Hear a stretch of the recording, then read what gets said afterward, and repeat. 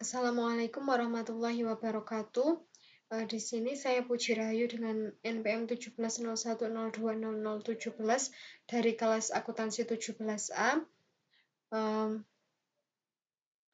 Ingin menjelaskan sedikit prosedur terkait ACL sebagai salah satu syarat untuk kelulusan dari mata kuliah is Audit and Control, dan salah satunya untuk mengikuti asesmen akhir semester. Yang pertama yaitu kita melakukan atau mengklik ACL, kemudian kita klik project. Kemudian untuk prosedur yang pertama yaitu apakah terdapat data error dalam semua tabel. Kita melakukan pengecekan pada gaji, hutang, pegawai, pelanggan, pemasok, persediaan, dan piutang. Yang pertama kita klik gaji, kemudian kita klik data, kemudian verify, kemudian very field-nya kita isikan add all, kemudian OK, kemudian OK. Nah, pada gaji ini tidak ditemukan data yang validity error. Kemudian pada data hutang kita klik data, kemudian verify, kemudian very field-nya kita add all, kemudian OK, kemudian OK. Pada data hutang juga tidak ditemukan data yang validity error. Kemudian pada pegawai kita klik data, kemudian verify, kemudian very field-nya kita add all, kemudian OK, kemudian OK. Nah, pada pegawai juga tidak ditemukan data dengan validity error. Kemudian pelanggan, kita klik data, kemudian verify, kemudian very field-nya kita add all, kemudian OK, kemudian OK. Nah, pada pelanggan juga tidak ditemukan data dengan validity error. Kemudian pemasok, klik data, kemudian verify, kemudian very field, kemudian add all, kemudian OK, kemudian OK. Nah, pada pemasok juga tidak ditemukan data dengan validity error-nya. Kemudian persediaan, verify, very field, add all, OK, OK. Nah, pada persediaan juga tidak ditemukan data dengan validity error. Kemudian yang terakhir yaitu piutang, kita melakukan verifikasi juga. Very field-nya kita isikan add all, kemudian OK, kemudian OK. Nah, pada tabel piutang ternyata juga tidak ditemukan data yang validity error. Kemudian untuk prosedur yang kedua, informasi yang didapat dari bagian akuntansi adalah bahwa saldo utang dagang perusahaan senilai 275.203,97.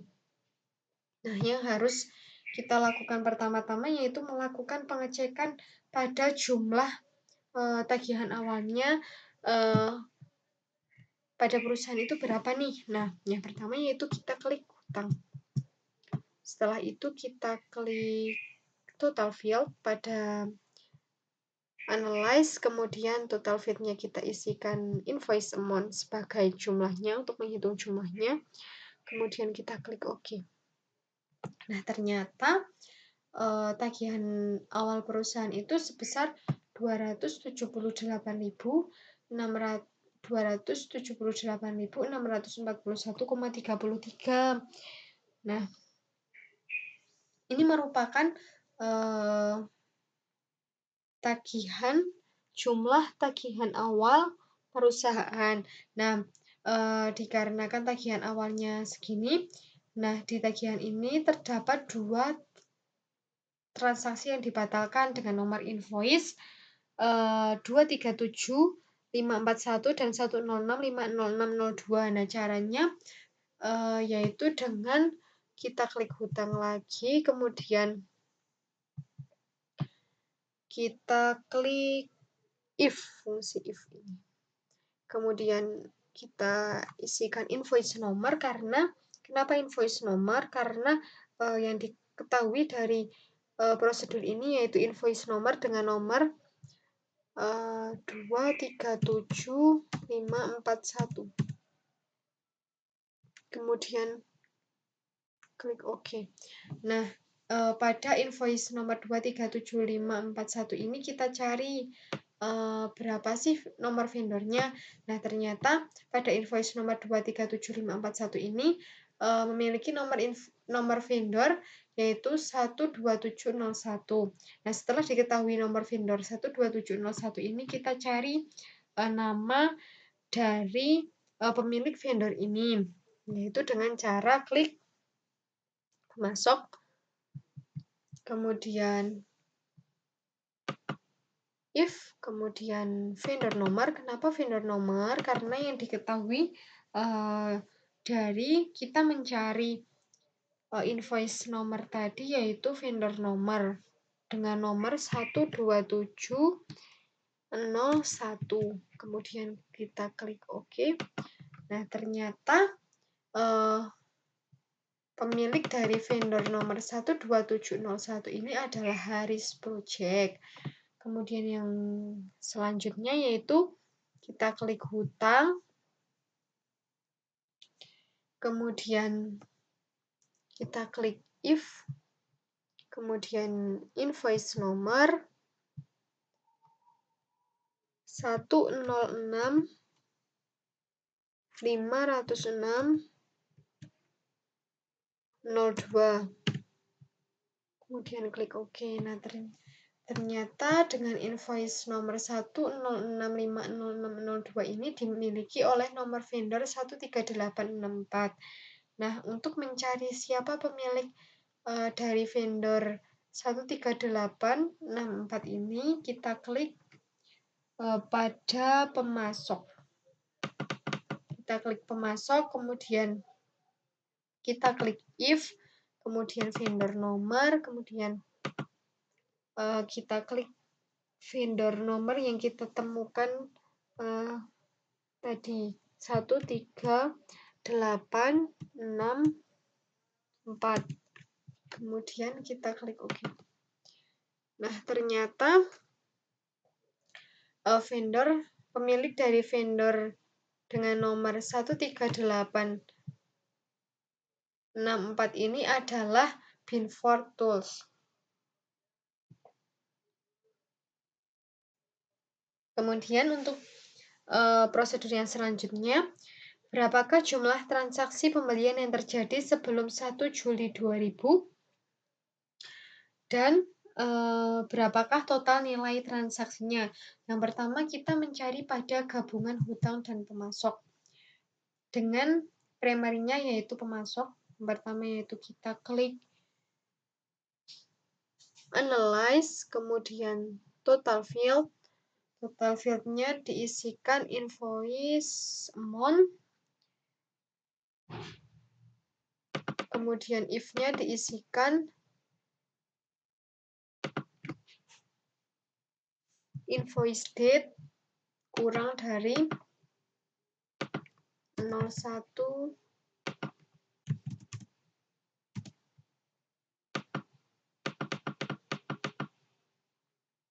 Juli 2000.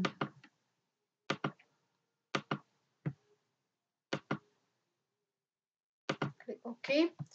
Nah, ternyata terdapat 10 pembelian dengan total pembelian sebesar 8.939,11. Dan untuk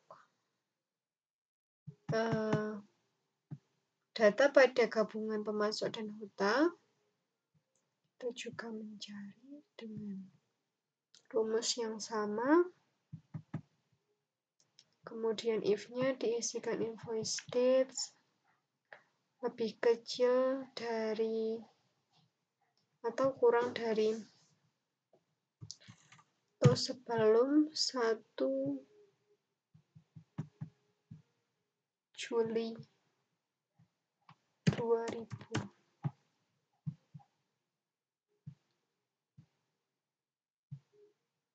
Nah, pada data gabungan pemasok dan hutang dengan primerinya yaitu hutang ditemukan 30 transaksi yang jatuh yang terjadi sebelum 1 Juli 2000 dan dengan total nilainya yaitu 103.431,41. Kemudian untuk prosedur yang keempat yaitu hitunglah rata-rata harga beli produk, 5 nilai tertinggi harga beli produk, dan 5 nilai terendah harga beli produk. Yang pertama yaitu klik gabungan hutang pemasok. Kemudian klik analyze, kemudian statistical, kemudian statistik on-nya diisi unit cost. Kenapa unit cost? Karena untuk mencari harga beli produk, kita membutuhkan harga per unitnya. Kemudian if-nya tidak usah diisi, kemudian standar deviasinya diklik, kemudian OK. Nah, ternyata pada gabungan hutang dan pemasok dengan primerinya yaitu pemasok, ini ditemukan rata-rata sebesar 9,27, kemudian 5 harga tertinggi produk yaitu 47, 38,70, 36,18, 27,41, dan 15,87.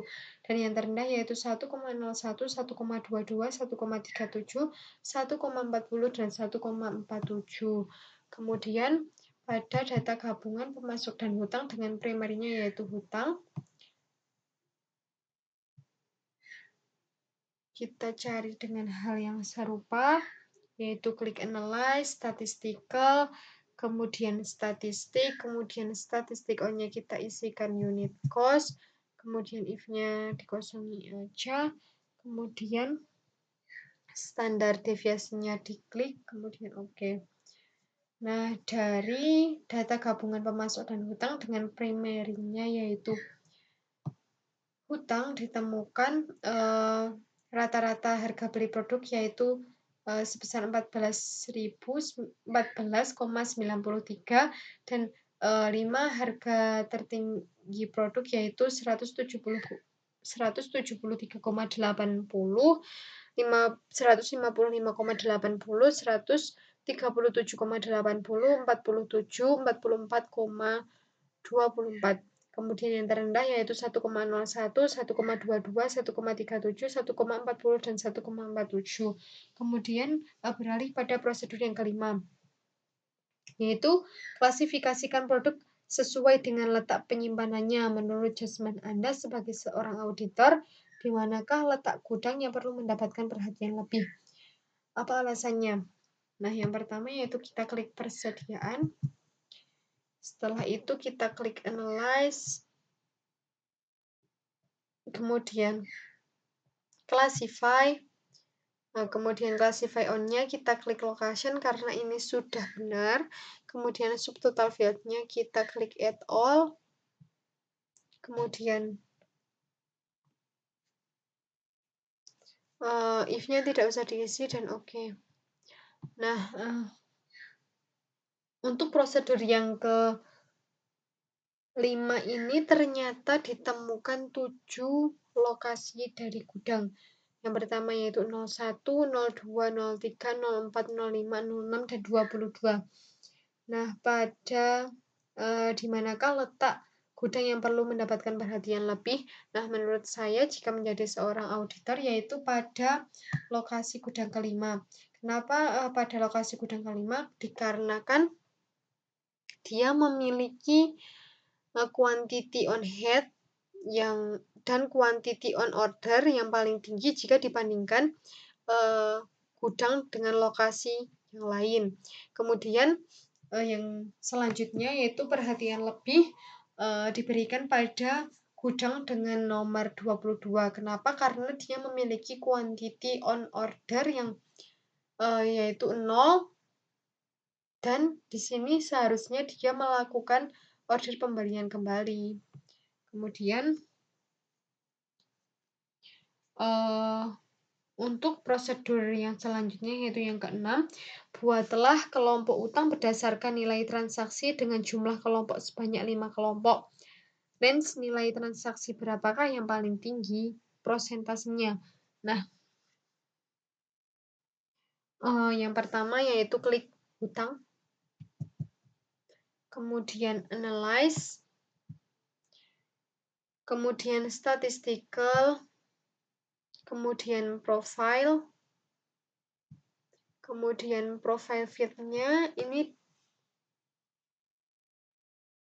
diisikan invoice amount. Kemudian if-nya dikosongkan saja, kemudian oke. Nah, setelah ditemukan invoice amount yaitu 278.641.033, kemudian absolute value minimum dan maksimum ini kita melakukan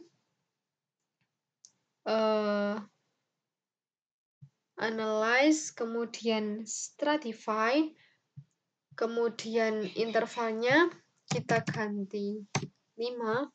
Kenapa 5? Karena data yang dibutuhkan pada prosedur yang keenam ini hanya sebanyak 5 kelompok saja.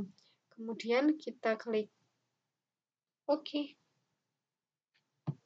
Nah, ternyata terdapat 5 kelompok transaksi yaitu 14,88 sampai 11.365,43 ini, dan yang terakhir yaitu 45.416,74 dan 58.767,20. Nah, ini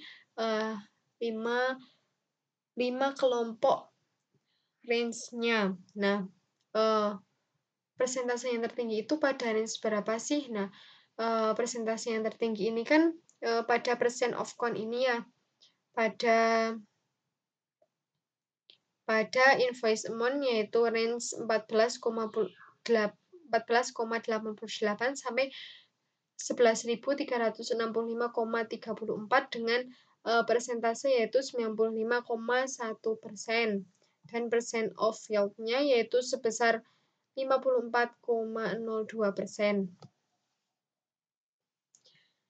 Kemudian untuk prosedur yang ketujuh, sebutkan 3 karyawan dengan gaji tertinggi dan 3 karyawan dengan gaji terendah, dan sebutkan 3 karyawan yang paling senior dan 3 karyawan yang paling junior. Yang pertama, kita masuk ke gabungan gaji dan pegawai dengan primernya yaitu pegawai.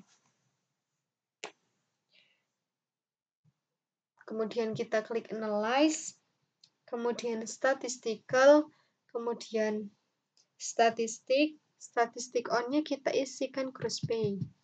Kemudian if-nya dikosongi aja, standar deviasinya kita centang, kemudian oke. Nah, ternyata 3 karyawan dengan gaji tertinggi itu 4.395,83 dan 3.875. Sedangkan yang terendah itu 1.278,33 dan 1.325. Nah, siapa sih nama-namanya? Nah, kita cek satu persatu ya. Nama-namanya yaitu untuk gaji dengan nilai 4.395,83 ini ternyata merupakan milik dari Carmen. Kemudian untuk gaji yang tertinggi yang kedua yaitu ternyata milik Johan Mullen dan Rich Bowen dengan nilai gaji yaitu 3.875. Kemudian yang terendah dengan nilai 1.278,33 ini dimiliki oleh Industrias Mendemix S, dan untuk gaji yang terendah yang kedua dan yang ketiga dengan nilai 1.325 ini ternyata dimiliki oleh Luigi Girly dan Julian Astolfoni. Kemudian untuk sebutkan 3 karyawan yang paling senior dan 3 karyawan yang paling junior. Nah, kita klik gabungan gaji dan pegawai lagi, karena ini masih kita tutup terlebih dahulu supaya nggak keliru ya. Kita klik.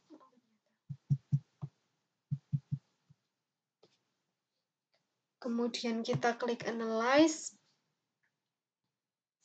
Kemudian statistical, kemudian statistik on-nya kita isikan hire date, kemudian standar deviasinya kita centang, untuk if-nya kita kosongi aja, kemudian kita klik. Nah, ternyata 3 karyawan yang paling senior itu yaitu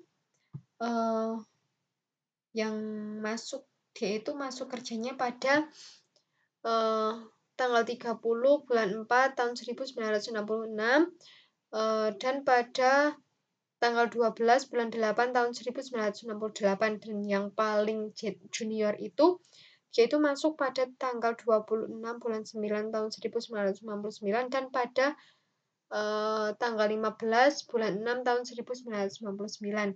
Nah, siapa sih namanya? Kita lihat. Yang masuk pada tanggal 30 bulan 4 tahun 1966 ini ternyata atas nama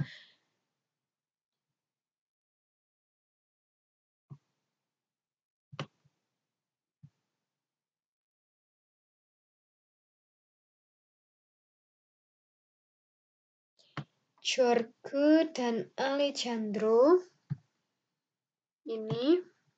Kemudian yang paling lama yang selanjutnya yaitu Markus. Kemudian untuk yang paling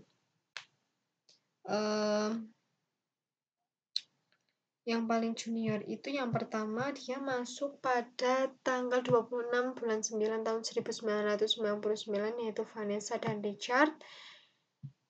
Dan pada tanggal 15 bulan 6 tahun 1999 ini adalah Dani.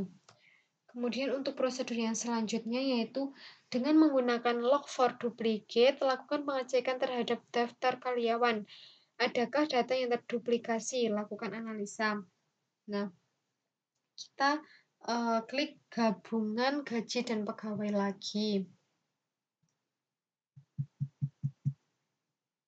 Karena ini udah digunakan, jadi kita tutup dulu ya. Gaji dan pegawai, kita klik analyze, kemudian log for duplicate untuk mencari apakah data itu terduplikasi atau tidak. Kemudian duplicate on-nya kita pilih employee number, no, tulisannya no. Kemudian untuk list field-nya kita isikan at all. Kita cek lagi apakah sudah tercentang. Untuk if-nya kita kosongkan aja, kemudian oke. Nah, ini kita harus mengisi nama dulu. Nah, karena kita tidak perlu mengisi nama, jadi itunya kita isikan to screen. Kemudian oke. Nah, ternyata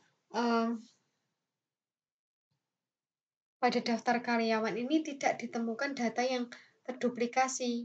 0 duplicate detected. Berarti tidak ada data yang terduplikasi. Kenapa tidak ada data yang terduplikasi?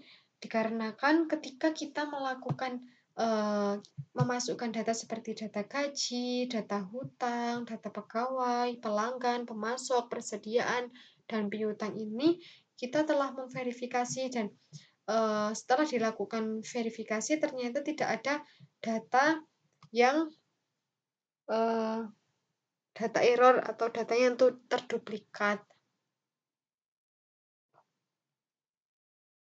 Sehingga ketika kita melakukan gabungan dari gaji dan pegawai, ini juga tidak ada data yang terduplikasi atau data yang error.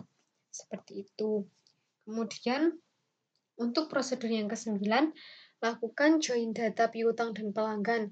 Analisa data piutang sebelum dan setelah digabung. Adakah yang berbeda?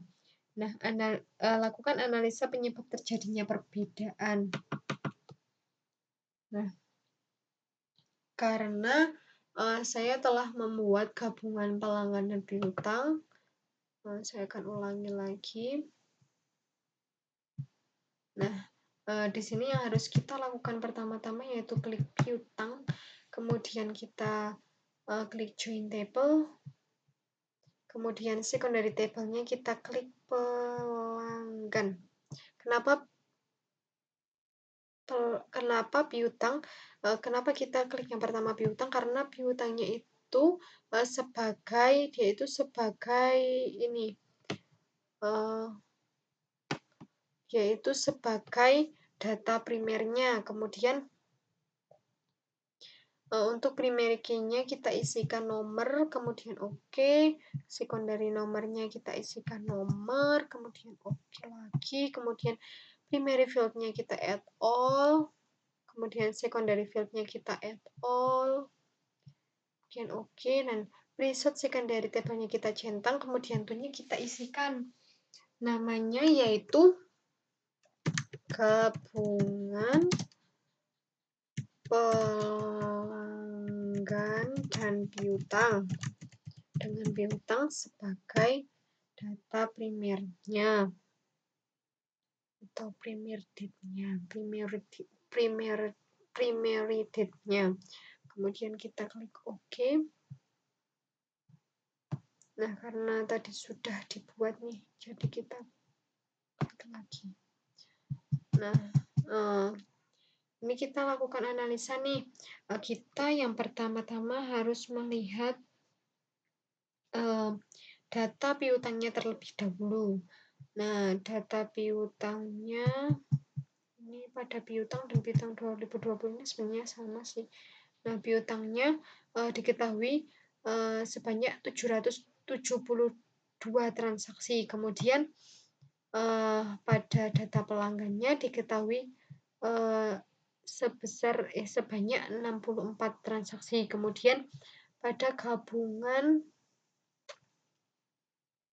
piutang dan pelanggan dengan pelanggannya sebagai data primer atau sebagai primary yaitu sebanyak 63 record, dan pada gabungan pelanggan dan piutang dengan piutang sebagai primernya yaitu sebanyak 770 record.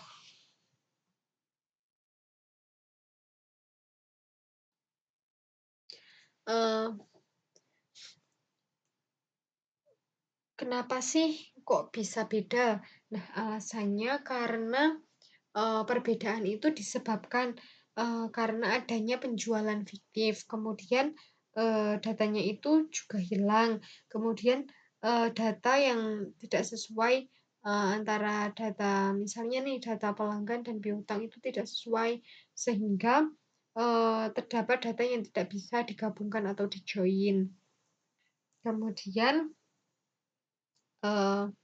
yang selanjutnya yaitu buatlah daftar nama pelanggan yang piutangnya jatuh tempo sebelum 1 Juni tahun 2000. Nah, yang pertama yaitu kita melakukan atau mengklik gabungan pelanggan dan piutang yang barusan kita buat. Kemudian kita klik fungsi if, kemudian kita isikan do, kemudian karena yang di sini yang diminta yaitu kurang dari atau sebelum, atau piutangnya jatuh tempo sebelum 1 Juni 2000, jadi kita kurang dari, kita date-nya isikan 1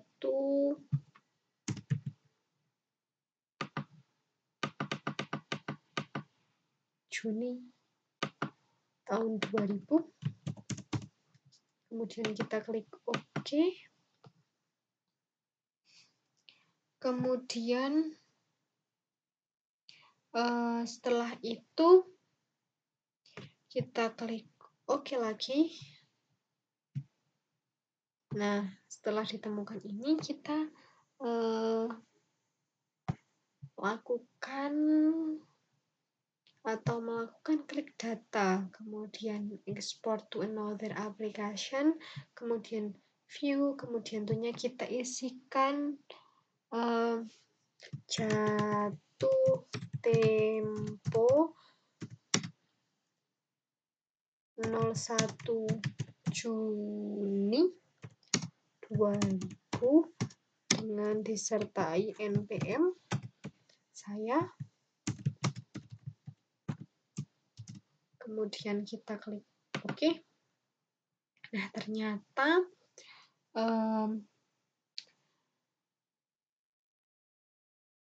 piutang yang jatuh temponya sebelum 1 Juni 2000 itu terdapat 229 transaksi. Nah, untuk mengecek siapa saja nih nama-nama pelanggannya itu, kita klik folder, kemudian kita cari di mana kita menyimpan ACL, project ACL kita, kemudian kita klik nih, jatuh tempo 01 Juni 2000. Maaf, ini namanya salah ya. Kita ubah dulu namanya, kurang sebelum. Di sini.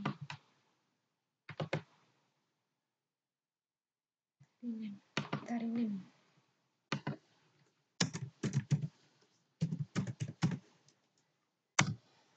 Nah,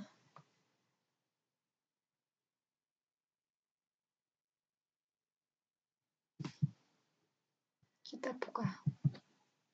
Nah, ini untuk daftar nama-namanya.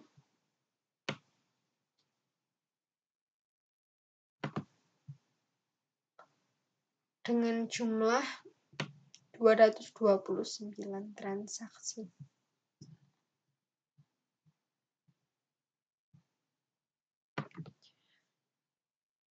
Sekian presentasi atau pemaparan atau penjelasan terkait 10 prosedur ACL sebagai untuk memenuhi asesmen akhir semester dari mata kuliah is audit.